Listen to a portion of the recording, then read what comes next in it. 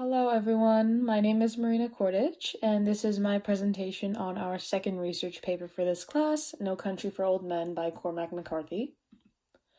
So I'm going to start off with my initial thoughts about the story. So I thought it was a lesson about fate. I could see that fate had a lot to do with everything that kind of went on in the story. And it was also a lesson of time and times changing. And I thought it was also a lesson of adapting to the new that overtakes the old, as is seen with Sheriff Bell. He's a great example of someone who does not adapt to the new.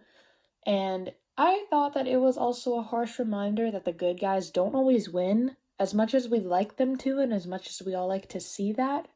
That's not how it is in reality. So, my thesis and my process. McCarthy didn't just write a suspenseful fiction of crime. He wrote this story to portray how the world always goes through unavoidable changes. Society changes over time, as do people's values, their cultures, etc. And whether people like it or not, change always happens. So my focus is time.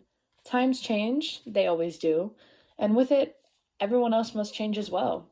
So I wanted to use Sheriff Bell as an example of someone who's stuck in the past and as someone who dwells on everything that used to be.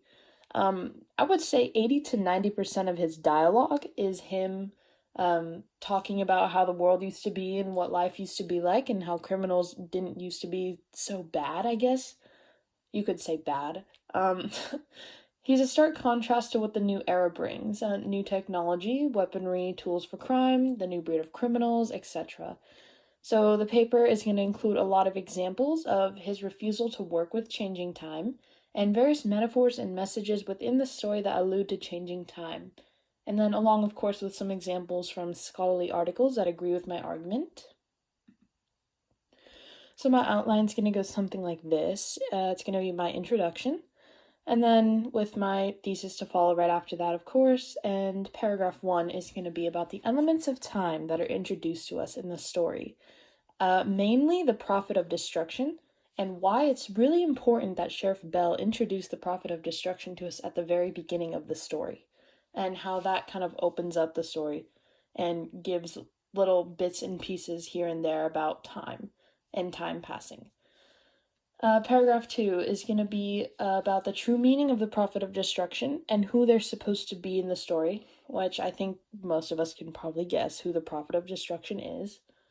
Paragraph 3 is going to talk about the bad winning and the good losing. I guess you could say that the good did lose because they didn't get the bad at the very end of the story. But also kind of how the elements in the story serve to be a cover for the true message. And then paragraph 4 is going to expand on that one a little more, and it's going to talk about why the story is more than just a suspenseful Western crime fiction. Basically, how everything put together, Moss running and running from Cheeger, I think that's how you say his name, Moss running and trying to escape, and the psycho coming after him is like a metaphor for how Sheriff Bell is kind of trying to run from everything new and the new times that are coming for him. So that's all going to be within paragraph 4. And then paragraph 4 at the very end is going to wrap every single idea up together. And I will only do 4 paragraphs because these paragraphs are very long. So they take up a lot of space on the page. I still have to do revisions. But my conclusion is just, of course, going to restate my thesis and then close out my essay. So my research development process was pretty simple. Once I kind of figured that I wanted to do something with time, I went to the Sacramento City Library and I used EBSCOhost and a few others. So my specific searches, though, I put Time, No Country for Old Men, and Prophet of Destruction in the search bar, and Cormac McCarthy just because I wanted it to be accurate, because some weird stuff came up with that. And then after collecting a handful of articles, I just began to annotate them and pick and choose a few quotes. I mean, annotating makes picking quotes and paraphrasing easier, I find, and I did that with the last research paper, and it proved to be kind of successful, so. And then, much like the last paper, I also made bullet points for each paragraph, And then from the bullet points, I kind of made more sentences and kind of explained what each idea was in the bullet points. And then from that, I got my paragraphs.